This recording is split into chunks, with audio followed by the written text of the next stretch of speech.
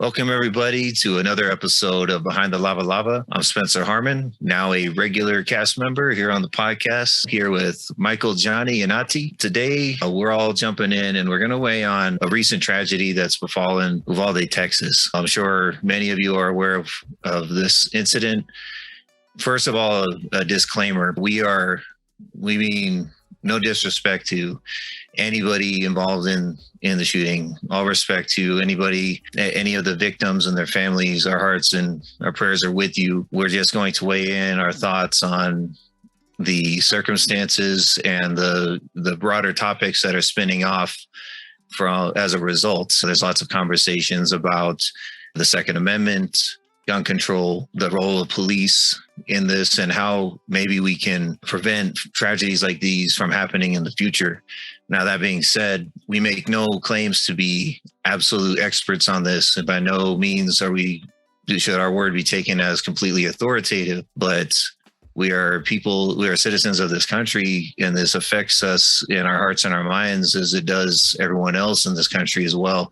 So our hearts are with the victims of this terrible tragedy, and we just want to weigh in our thoughts on surrounding that subject. So I guess first off, Michael, did you have a specific direction that you want to take this conversation in? Yes, for those who have not heard of this incident, it happened in Uvalde, Texas at Robb Elementary.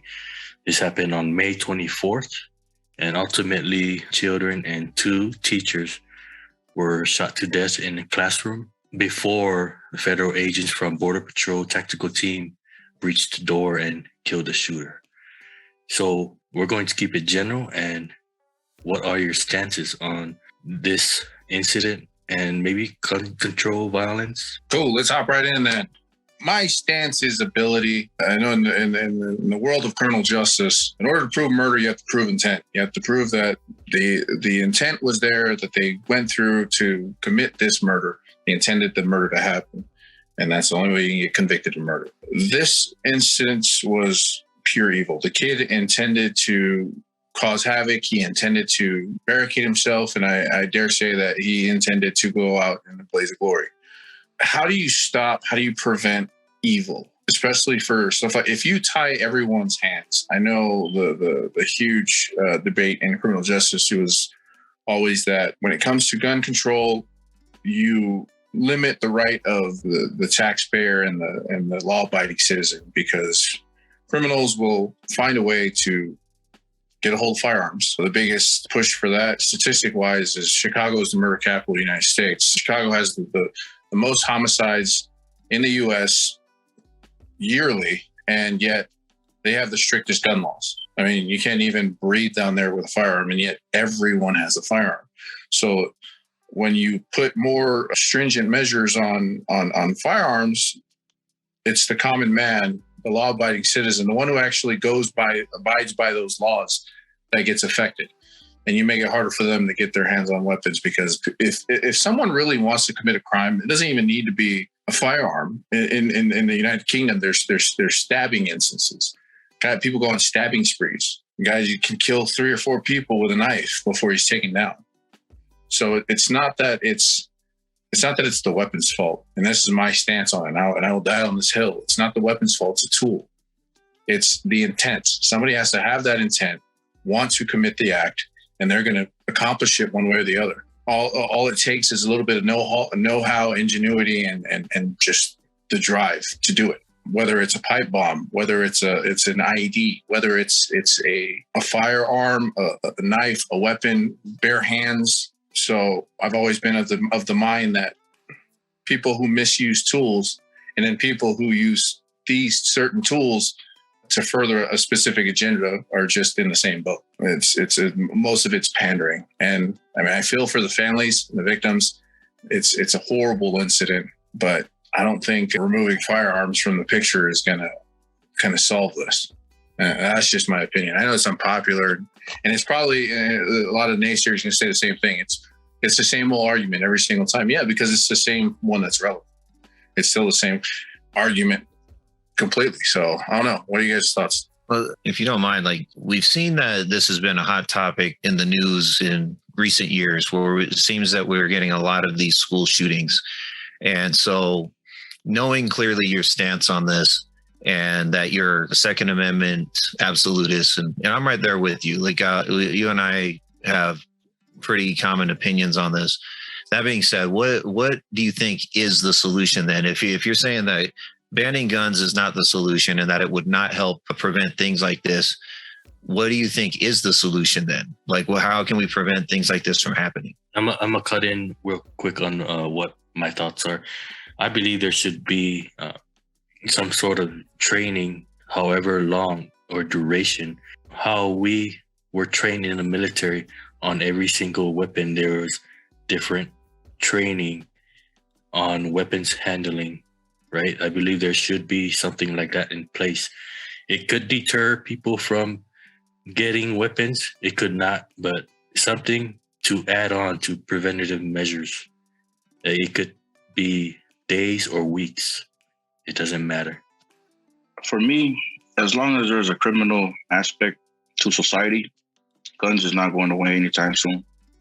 And the reason why I say that is because criminals, they could get their hands on weapons, i.e. guns for that matter, anywhere. It's just these United States were founded on blood path through guns, for that matter. We became an independent country that the United States were formed on based off of that Second Amendment. And historically, and I believe going into the future, guns is not going anywhere anytime soon, for that matter. As long as there's a criminal aspect out there, as long as there's deviance that goes against the laws that society have put in place to prevent things like this, because it's a deeper issue. And we have mental health that also comes in there. We have the biopsychosocial aspects of individuals, and everybody is different. And if you really go and we study the past incidents of school shootings, it all comes down to mental health criteria. And then the question comes to, how were they able to access weapons despite all the laws that are there? And I know Johnny brought up a good aspect. Stringent laws, gun laws, is in Chicago, and yet there's every other day somebody's dying because of their laws, not working for them, but working against them, for that matter. And I know you, Spencer, you pose a question. So what can we do about it? Honestly, aside from really complete ban, that's something that's not going to happen, anytime soon. More stringent background checks, that's already been talked about. That's always on the news every single time, but it's really hard to implement it because you have the federal level and then we have the state levels. Federally, the big umbrella, big Uncle Sam, implement different laws, but then it comes down to different states. Texas, for one, it goes against the grain. So you have blue states, we have red states, and it's really hard because we have political party that affiliates and for that matter. So, I mean, this is a topic I guess we could still talk about going into the future years. Yeah, to remove gun violence, we would have to remove guns completely. And that's never going to happen here in the United States. The United States leads in the whole world. The United States leads in shooting incidents and shooting gun violence. According to the Educational Week, there have been 27 school shootings this year alone. And prior to that, since 2008, there has been 119 school shootings. And the highest number that's occurred in school shootings here in the U.S. occurred last year. That was 34 school shootings last year. And that's the highest number for here in the U.S. According to the Gun Violence Archive, there have been 212 mass shootings that occurred so far this year. So, yeah, the U.S., in terms of gun violence, because we enforce the Second Amendment and we own guns, here in the U.S., we lead all the shootings compared to the rest of the world. This is where I get a little bit skeptical on how some of the data is collected, even because I know that oftentimes people citing those statistics will omit Russia and Mexico, where the homicide rate is actually much higher than in the US. They actually have very strict gun control laws in effect. What it boils down to for me is, this is where some of my friends call me a pessimist, and that might be true, but I consider myself, I guess, being more of a realist. And in my view, the unfortunate truth of everything is that human beings have been murdering human beings since human beings have been around. That before guns, we were killing each other with bows and arrows. Before that, we were using slingshots. Before that, we were using sticks and rocks. Getting rid of a specific method of violence does not get rid of, like, so in countries, let's say, for example, Australia, where they had a massive gun ban. They had their gun buyback programs, and they like to tout how they have less gun violence there. I'm like, but the specific term is gun violence. To me, the term that stands out is just violence. If you look at violence by any other measure, muggings, burglaries, rapes, assaults, all of those are up, and even specifically in countries that tout gigantic gun control successes. It's like they brag about their gun violence numbers being down, but every other violent measure that Second Amendment enthusiasts propose guns prevent, those are all higher. And so I think the issue is not that we have too many guns in this. I think it's just the modern version of what has been a historical consistency, that human beings inflict violence on each other. Now, that being said, what's the solution? To me, the solution is give yourself every fighting chance to protect yourself and the things and the people that are precious to you. And so that's why I default back to how Johnny proposed it, where I go back to my guns, because I want the most efficient way to protect my family and my loved ones as possible. And so in regards to school shootings, and like I said, take this for what it's worth. I'm no expert here. I'm no law enforcement person, but in my mind, I'm not saying force every teacher to go through self-defense courses and learn to arm themselves. But I think a place to start is allowing teachers to use their Second Amendment rights. If you are a teacher who is comfortable with firearms, who has, and if you have your concealed weapons permit, don't bar that teacher from carrying, because just the fact that they have their concealed weapons permit shows that they have gone through the process of proving that they can responsibly handle that firearm. Just to start, I'm not saying make all teachers go get one, but allow the ones who already have that background to carry, because there are schools actually that have done this. And I know I've heard people criticize, saying, well, now we're turning it into a prison. Kids are coming to school and they see firearms all around. They have armed guards and fences. And it's like, that's a terrible optic. I'm like, in my mind, I don't care about optics. I care about safety. I think let's be consistent. We will protect our banks with firearms. We will protect our politicians with firearms. Why are our children any less precious? I'm not saying that we have to create this prison visual for children. I think the actual message that we would be sending to children is that you are just as valuable. You are so valuable to me that I'm willing to take these measures to protect you. But that's my 2 cents on that. I don't know. What do you guys think? Hey, Spence. So that's a good point that you brought up. But the really hard thing about that is majority of schools are gun-free zones. That's the hard thing about it. And the problem then becomes the political aspect of the Department of Education within public schools, private schools, within different states. It has to start from the top, and it comes down to the people in those states to change the laws in order for that to happen, because majority of schools in the United States are gun-free zones, no guns allowed. And I'm with you in that stance. And it comes down to I wouldn't say blue states and red states, because in reality, it's just how much more instances for change to happen. Schools shooting has been happening since like For the last research was like 1999. It's been happening since 1999, within the last, decade for that matter. And there still hasn't been any change on the local level as far as schools, the change that. And I guess, like I said, I'm repeating myself here, but it has to come down to the schools. I want to touch base a little bit on what Tan initially said about the statistics. I believe that majority of other countries, they are not reporting majority of firearms instances for that matter. And I think the reason why right now the data, it just because in the United States, there's a lot of data that are being reported compared to other countries. And when I look at statistics, I'm like, you got to look at really, reporting and unreporting for different countries for that matter. I like both of those because they're talking points, and it's constantly being debated. A couple of years ago with the last school shooting up until this one, even the Buffalo shooting. My thing has always been the term mental health. I believe, and this is where I lean towards, when it comes to a cookie cutter solution, I don't think there is one.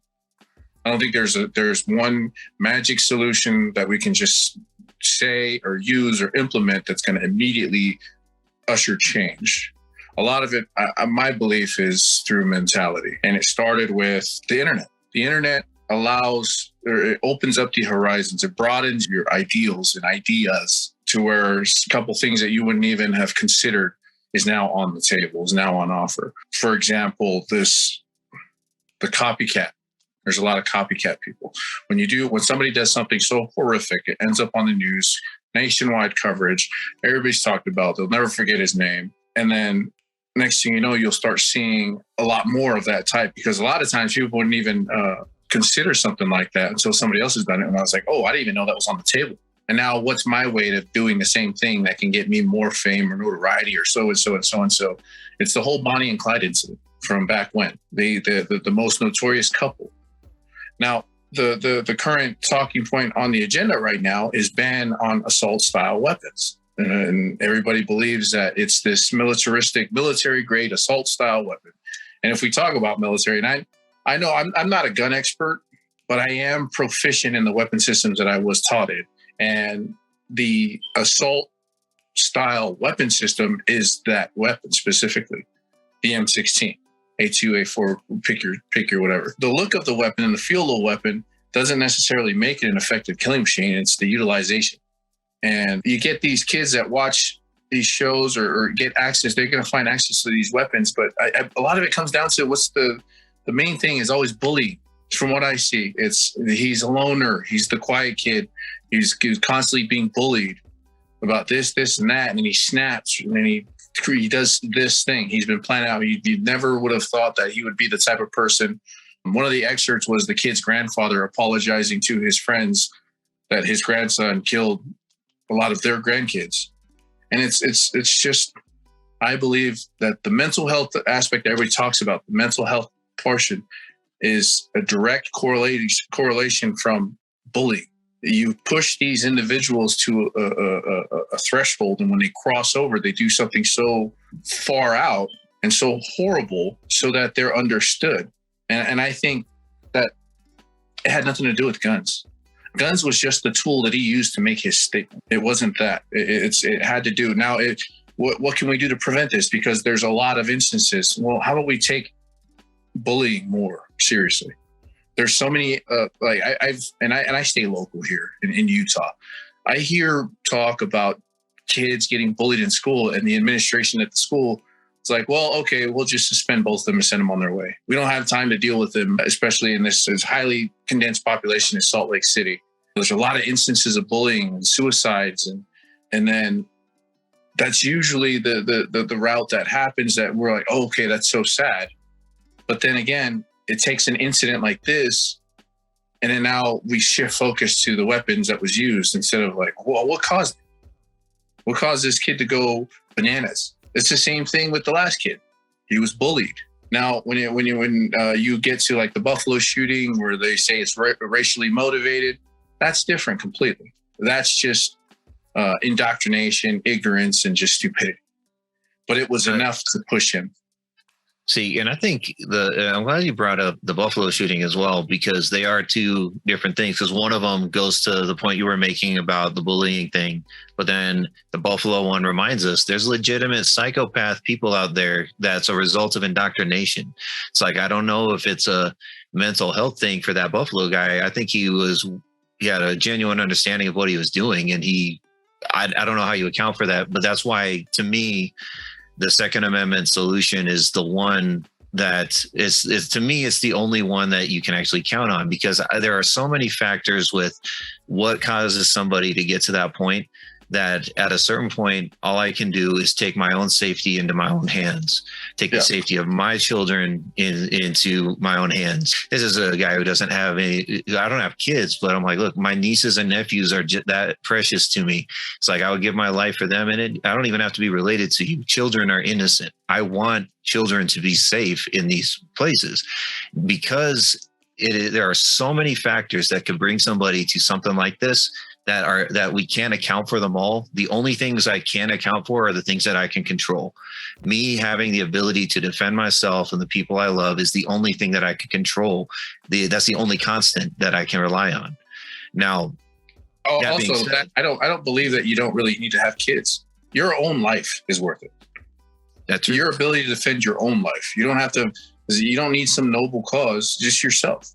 And I believe those micro instances because we don't have enough law enforcement to be on watch every day, every hour, and every single square inch of property that we live in. It's just not feasible. So we start off with, for example, the first responder. We don't have doctors everywhere, and the ambulances can't get to multiple cases. So what do we rely on? First responders, people that are trained to maintain stability so that we can actually get them to the right areas. And that's essentially what I believe with the right to bear arms, with owning weapons, being proficient in weapons, the right to protect yourself. And it's that first stopgap before law enforcement shows up and clears the scene.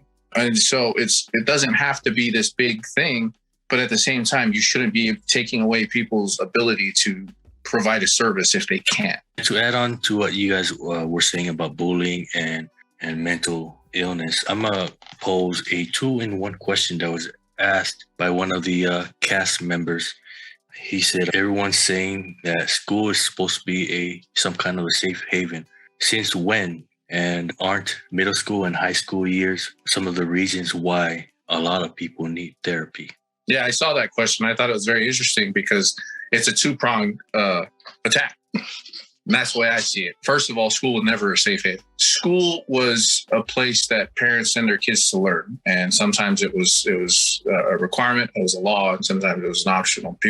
It's a place for you to go. Now, we have the notion in the guys that it's supposed to be safe, because usually as a mass collective is completely frowned upon to hurt children. It's just, come on. You don't do it. They're innocent. They never do anything to you. And so when one person did it, then the people were like, okay, now it's starting to be the thing, the trend that's rolling.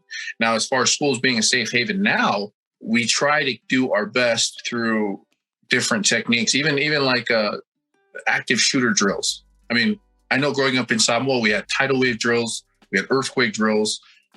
We never even thought to have an active shooter drill, but now it's a thing. And so as far as school being a safe haven, you never really assume it to be a safe haven. You just assume that everybody knows, don't touch the kids. But now all of that's out the window now. Yeah. And that goes back to what I said is sometimes looked at as my pessimist view. Like I said, I in my mind, it's a realist view that that's the world we live in. There are threats, whether it's in the form of a tidal wave, earthquake, and unfortunately, in this case, shooter. I agree that in an ideal world, the school would be an absolute safe haven, but we don't have that world now. We have to prepare ourselves to face the realities that we live in. And it's to a certain point, I think we have recency bias. We think, there are kids getting gunned down in schools, which is undeniably tragic. We condemn all of that, but it's recency bias to think that children are facing harms nowadays and they've never faced harms before. I'm sorry, but child mortality has been a thing in every era of existence. Children living to adulthood was a rare thing in ancient medieval times, whether they were taken by plague or by famine or by war. And yes, it's more disgusting that we have all the modern conveniences that we have. And it's disgusting to think that threats are now being posed by our fellow humans. I agree, but that is the reality. We have to prepare ourselves to face those realities. So how do we do that? The active shooter drills and solutions that we've been kind of discussing here already. Yeah, I agree. Same thing. You know, times are different. Safe haven used to be where, i.e. school, where this is where a place of learning, a place where kids are, to go, this is a positive reinforcement in their young lives. And then one of the questions then comes to my mind is, majority of all these past incidences were involved school shooting. It had almost to deal with children. Children were the one, or some form of, or a kid was committing the crime. And then the question comes to, are there enough programs within the school system to help families, for that matter, to reinforce these programs, and then to help out families within the inner cities. We have poor areas and moderate, more, so to say, rich areas within different cities in the States. So there's a big gap there. And then we look at the backgrounds of the kids that are committing these crimes, and then you're like wondering, are these kids really, are they really having issues at home? And I don't know if there's a study there. If there's any study that's been done, for that matter, on the instances where the kids are committing these crimes or these school shootings for the past 10 years. I don't know if there's our programs, maybe there's not enough funding in these different communities, but as a whole, one of the things that can be done, like I said, is, implementing maybe another office to help out families that are, there are programs in place, but it should be it almost seems like the way our society works is upside down. School is the last thing teachers pay, or the last thing. Everything else is first. And then after that is just the hand-me-down of funding for school. And it should be the other way around. But I think there should be more programs to help out families with their socioeconomic statuses that are not right above there on the poverty line for different situations. But yeah, I don't know if you guys understand what I was trying to say, but it's just, I don't know if there has been a study. Is there a study done? I really never looked into it. All the instances where all the school shootings that happened, to my knowledge, it's been done by mostly kids, right? The incidents that happened just recently. 18, 20, usually from the same community. Exactly. Went to that same school.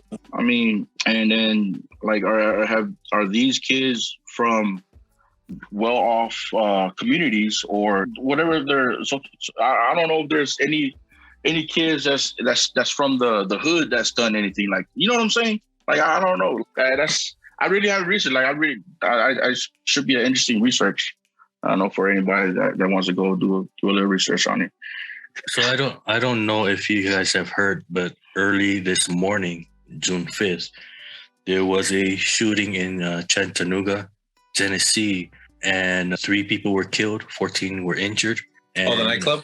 Yeah, it's called a bar and restaurant district, and several victims were hit by fleeing cars. So our hearts go out to the victims and their families. You guys are in our hearts and our prayers. Yeah, so thank you, everybody, for your thoughts and insights. Like we said at the beginning, we don't even pretend to have all the solutions or answers, but our hearts go out to anybody involved in this. And I hope that as we continue to go forward as a country, we can find common ground and at least acknowledge the fact that wherever you stand on stances on Second Amendment or the stance of having police to control the situation, et cetera, just realize that we're all citizens of this country. We all want to find a solution to this. And I hope that as we go forward, we can have civil discussions that bring about real solutions and not just take opportunities to politic and stand on platitudes. So thank you, everybody, for your insights. Thank you for tuning in, and we'll catch you all next time.